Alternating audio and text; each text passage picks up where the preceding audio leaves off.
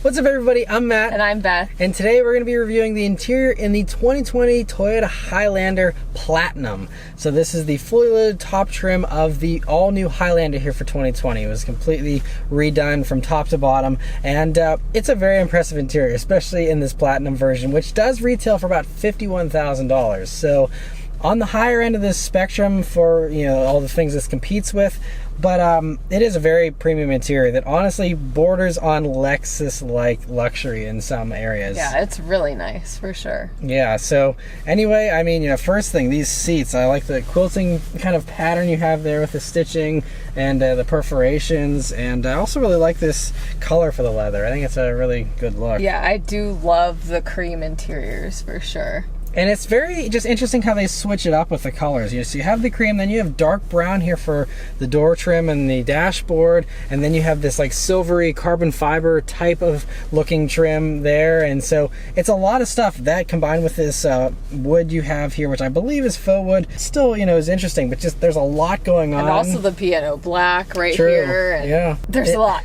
Yeah, but I think it's kind of interesting. It's a lot more exciting than some of the more bland interiors. Yeah, I think it fits well together for sure. Yeah, and these seats also are heated and ventilated here in the Platinum version. I believe the Limited, you can also get that as well, but it's really reserved for these higher trims. And yeah, but they're very comfortable seats, by the way. We drove about 3 hours on the highway in this vehicle, and these seats are really comfortable for long trips and had no complaints with the comfort or anything. Next is the steering wheel, though, here in the Highlander, which is really great. It has an awesome 9-3 grip, nice little 10-2 notches, just a nice leather wrapped wheel. You have your buttons here on it for the cruise control and stuff. Pretty simple though, and straightforward. But one thing I really found during my week with the Highlander that I loved was you have the heated steering wheel button, and it's all the way over here, which isn't ideal, and you might, you know, I originally was annoyed with that, but then once I turned it on, I realized that it's an actual like button with a switch, so it can stay on.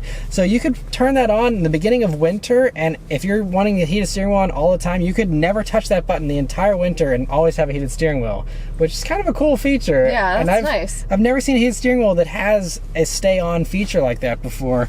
So that's kind of cool. And now that I, you know, have figured that out, I think it's kind of brilliant. But so yeah, really good heated steering wheel, and that is another feature that is reserved here for these highest trims, unfortunately. But good, they do give you the option for that.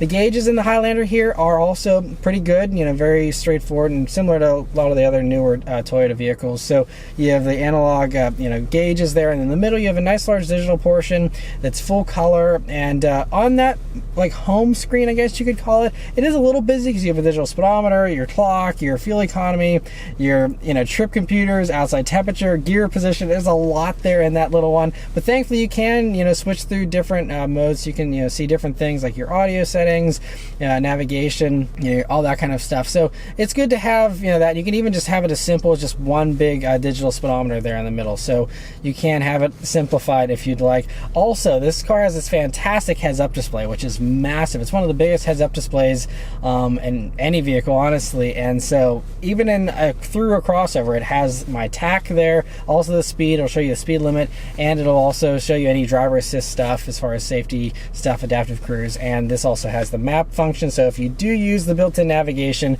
it'll show you your you know, next turn there on that heads-up display. Unfortunately, if you're using CarPlay or something, that doesn't work anymore, so you have to use their navigation if you want that to work, which is kind of a bummer, but still, you know, good to have nonetheless. But anyway, coming over to this massive touchscreen. It's a 12.3-inch touchscreen display, and this is something that's standard in the Platinum, and it's an option in the Limited. All the other screens and other Highlanders in the lower trims get an 8-inch screen, which is about the same as you see in any other you know, 8-inch screen from Toyota. The Corolla, the Camry, all of those have a very similar screen, but this 12-inch screen is fantastic. Yeah, and I think it's pretty beautiful looking. I don't know, it's very easy to use as well. Yeah, which is something that can't be said for a lot of the competitors. And even Lexus, which is, you know, Toyota's luxury brand, they have a very similar size screen that's also touchscreen in the brand new RX, and we played with that for a week, and that, you know, the menu system is still the old Lexus system. It was a little more confusing. One thing I will say is if you're brand new to this screen, it is a lot going on, and if you have music playing and your climate control and the maps, I mean, there's a lot of little icons, and when you're driving, it can be distracting. But after living with this vehicle for a week and driving 3 hours on the highway in this thing, I really got the hang of where everything was, and it was easy. And also, since you can switch things from left to right for this screen, like I could kind of hand off the audio to her, and then she could go and use it, and it wouldn't be as far of a reach for her, having it over on this side, and swapping things back and forth is a very cool feature. Yeah, it's so nice to be able to kind of slide it, and it's easy, and it looks pretty, and I do think it is nice to use and easy to use. And even though it is very busy sometimes, at the same time, you can put whatever you want up there and always have it at arm's reach. Yeah, and I mean, one thing that I really love too was you can have like CarPlay running, and like I'll like having CarPlay to have like Waze or something, but then I still listen to satellite radio, and that's what we were doing on our drive. And with this, you can still have a large CarPlay display and also have your audio there, or the climate or whatever you want on the other side. And so, you're not giving up any screen real estate. You still have a huge Waze display, and then you still can control your satellite radio and stuff. And that's something you don't get to do in a lot of other vehicles. Yeah, definitely being able to change the channel or whatever, it's so much easier on this car, because even with his car, we changed songs, and he's like, get the Waze back on. I can't see what I'm doing, where I'm going. So it's definitely nice to be able to have a dual screen mode kind of like that. Yeah, and so that is one big advantage of this bigger screen over the 8-inch screen of the lower Highlanders, because with those, like with my Mustang and other vehicles, you got to hop back and forth and jump in and out of menus to see one thing and then go back to maps and all kind of stuff. This, you got it all right on display. That's fantastic, and might be worth the price of upgrading to the screen alone. And they still also include a volume and a tune knob for this screen, which is something like Honda still doesn't like doing tune knobs. Thankfully, Toyota, they're adamant about keeping volume and tune knobs, and I love them for it. So that's great. So yeah, a really nicely set up area there. You also have your few basic climate controls there for hard buttons. And that's it, though. It's all nicely contained in that one space, and then right beneath that, you have your first storage bin. And those storage bins are super cool looking. They're very futuristic, and they blend in very well with the dashboard. And along with that one, there is another one up in front of me, which is very nice, and I could throw things in there. But they're huge too. Yeah, they're very big. Also, one thing I would say is that they're not very grippy, so if you're throwing your phone in there, it will slide around quite a bit, but, you take what you get. Yeah, and it is nice you have a little cord pass through here too. And one thing I actually noticed at night is this is all nicely lit with this like bluish glow for the ambient lighting for these bins. And it's nice that they illuminate those too, so you can actually see what you're trying to grab at night and stuff.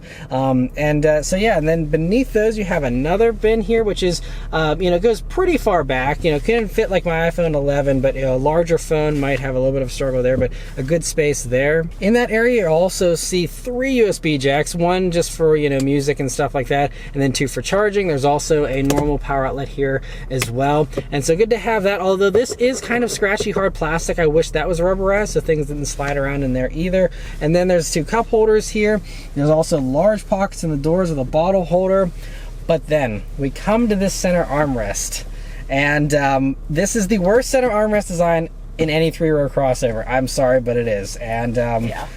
So we'll first start with it being closed here. So you can see it has some padding on the sides that is decent, but then in the middle here, it's very rubbery and cheap feeling, and you have this seam. And this seam right here, because it slides, is where our elbows usually land, and so it's actually uncomfortable to rest your elbow on. Yeah, it is extremely uncomfortable. Also, if you go to the very back of the center armrest, which is surprisingly where I put my elbow, if I have my elbow up a little bit higher and have to look back into the back or something like that, there were so many times that I slammed my elbow on this little piece of plastic.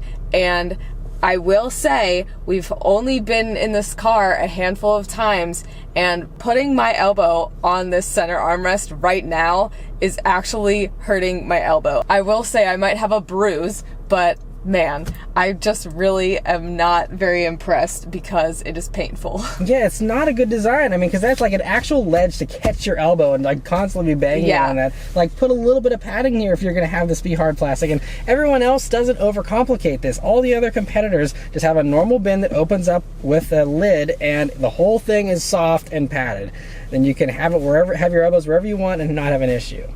Think about if you're a parent as well and you have a bunch of kids in the back of the car and they're screaming and fighting with each other, and you have your arm there and you whip back to yell at them, and guess what?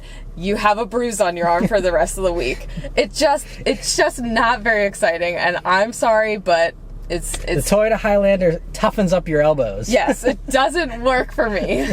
Yeah, so that's the first thing that's not great. Then you slide it open and you'll see, hey, look, there's no room here, but there is. It's just beneath this wireless charging pad. And this wireless charging pad is on everything from XLE and up. So the base L and LE trims, you don't get this. Everyone else, you have to run the gamut of 3 levels of security, basically. So you slide that back, then you have the wireless charging pad, and then you lift that up, and then you can get into the center armrest. And so it's just an extra step. And when I actually, on the launch for the Highlander, I talked to the person that designed this area, and I asked them why. They said they wanted to future-proof the wireless charging pad, to have it as large as possible for larger phones in the future and things like that, which I understand, but this bin up front is so massive under this screen. I feel like they could have integrated it there like most other companies do. A lot of companies do put it up front there, and then you wouldn't have this blockage. I really don't like it being on here, because if I need to get something underneath and I pull it up, then there goes my phone, and it'll just slide to the back of oblivion. And maybe scratch your phone. You never know. It's just not that exciting. Yeah, it's just, so that is another thing is, you'd have to slide this back, take your phone off the wireless charging pad, and then lift this up to get in there. So it's way too much. I mean, thankfully, again, there's tons of other bins in here. So basically just forget about using this center bin when you're driving, at least. But yeah, it's just kind of unfortunate. And it'd be nice also if this wireless charging pad was an option, even in the top trim, so that people who don't care about a wireless charging pad don't have to worry about it. I mean, most people still plug their phone in. You still have to plug it in for CarPlay and Android Auto anyway. So yeah, the wireless charging pad just seems a little bit of a gimmick still these days, and so I think this is just unnecessary complication. Anyway, once you go beyond that, you have a removable tray here, which is nice at the top of this bin, and it is a massive bin. I mean, it is a huge space, and you also will see a normal power outlet in there as well, and so a great amount of space. It's just getting into it is really complicated and just annoying. So yeah, and like I said, everyone else just does a bin. Honda is really innovative, where they have this massive thing. You can fit all kinds of stuff and have different configurations and stuff. This just isn't as good, and so yeah, that's the only downfall that really annoys me about the Highlander interior, is this center armrest. Everything else is so good. Yeah, I just hope that my bruise doesn't last too long. Yeah. So anyway, yeah, but I mean, there is like some nice padding down by your knees here in this whole area. So, like I said, everything else is really well padded. The doors and everything, they did a good job. They just overlooked the one spot where your elbow is always at. Yeah. For some reason. Another cool little feature here on the Highlander in this Platinum trim is you have this camera rearview mirror, which is very cool. It actually came in handy because I was transporting some plants in bags in the back then. It would have blocked my rear view if I had a normal mirror. But because of this, you can't have a normal mirror still if you want, but you flip it forward, you have a screen there, and it's a totally unobstructed view with that. And so that is brilliant, and another really good thing, especially if you're going to have a lot of kids, in the third row and stuff all the time. That's going to be, something that comes in handy a lot. So a very cool feature there, and I think that's a first for Toyota as well. Anyway, moving on to the back seat here in the Highlander, it is very good. So you have this second row seats. In the Platinum, you only get the captain's chairs. You cannot get a bench. The limited and lower trims of the Highlander here, you can get a bench there, so you could sit seat 8 in this vehicle instead of the 7 you get here with this. But anyway, those second row seats are very comfortable. They're heated as well here in the Platinum. And one cool thing is the 3-zone auto climate control with the controls here for the second and third rows. That is standard on even the base model of the Highlander, which is great. great. So you can always have control regardless of what trim you have. Anyway, but they're heated seats here for the second row. Some other competitors like the Kia Telluride and the Hyundai Palisade do give you cooled second row seats as well. Toyota did not include that here, even in this top trim. So that's a little bit unfortunate, but otherwise still, very nice back seat there. And the seats do slide forwards and backwards. And you also see a cup holder there in the middle, as well as another little storage bin.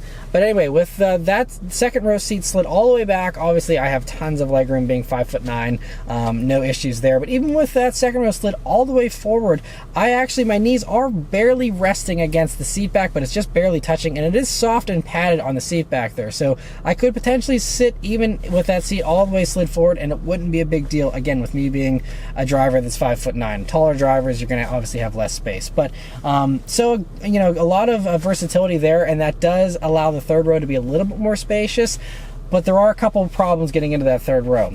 First, the captain's chairs are a little bit too wide that if you're someone that's adult size, you're not going to be able to walk through the middle there unless you really want to be crammed and bumping into everything trying to get through there. You can't do it cleanly, and so it's really, really tight. So basically that leaves you with either kids going through the middle there, or you have to lift up this latch to get into the third row, and then it slings forward, and that's fine, except it takes a good amount of muscle, and it's going to be very, very hard for kids to do. And that is one thing that I think Honda perfected, and then Kia and Hyundai followed Honda's lead with buttons. And you have electronic buttons both at the bottom and the top of the seat to press those, and the seat automatically goes forward in those vehicles. And I was expecting Toyota to copy them with the new Highlander here, but instead you have a clumsy lever that is going to be really hard for kids to use. So that's unfortunate. This makes this a little less kid-friendly than I think, like I said, all three of those other competitors. So that's a bummer. But once you are finally into that third row, it is fairly spacious. Although they said even though the Highlander is a little longer for this new generation, that length went to the cargo area, not to the third row. So it's going to be fairly close to the third row size in the previous generation Highlander. But anyway, with that second row seat slid all the way forward, I do actually have about 2 to maybe 3 inches of legroom to spare back there. But with that second row seat slid all the way back, I basically I'm like a pretzel back there trying to fit. So it's not very comfortable. But you could, I think, potentially squeeze adults in that third row if the person in the second row is willing to slide themselves all the way forward. Or just sit in the middle. Yeah. Trunk space in the Highlander is very good, again, because they kind of lengthen the back end there a little bit. You do have a little bit more space, and I would say that it is probably slightly bigger than like a Honda Pilot. I think maybe even a little bit bigger than like a Mazda CX-9. I don't know if it's much bigger than a Kia Telluride or Hyundai Palisade, maybe by a tiny bit, just eyeballing it, but it is really one of the best in its class. Good amount of space there as far as width and the length, and beneath the floor there isn't really anything there. There's a little bit of a space there with the tools and stuff, but not a dedicated bin or anything. But a good amount of space there nonetheless. And I will also add that some others do offer power folding third rows. This does not have that. You still do have latches that, again, you need to flip up in order to drop those seats and then manually raise them up. But not a big deal there, although it would be nice since this is the Platinum trim to have maybe that as an option. But you do also in the Platinum trims get a kick to open rear hatch there, which is nice. But it seems to only work like once and then you're done. Like, it'll like work once when I kick and it opens itself up, but then if I want to kick again to close it, it doesn't close. Oh. Or like vice versa. If I close it and then I want to go back in to reopen it, it just it wouldn't respond to me. So I don't know if it's limited or I was doing it wrong. I don't know, but I still don't love those kick to open features. It seems like it's hit or miss in a lot of vehicles. So I wouldn't pay extra for the Platinum for just that, but that combined with the panoramic roof that you get here in only the Platinum version is a really nice feature. But I would say if I were speccing one of these, I'd probably go for a limited version because you can still get this big screen and stuff, but then you can get the bench here in the second row to actually seat 8 people instead of the 7 and make it a little bit more usable as a people hauler. But yeah, overall, very, very nice. Just aside from this glaring issue with the center armrest, the new Highlander is super nice. Yeah, very, I really very like impressive. it. It's definitely nice for sure. Yeah. But yeah, so that's it for as far as all of our thoughts here in the Highlander. Let us know your thoughts on the new Highlander in the comments below. Thank you guys very much for watching. We'll see you on the next one. Take care.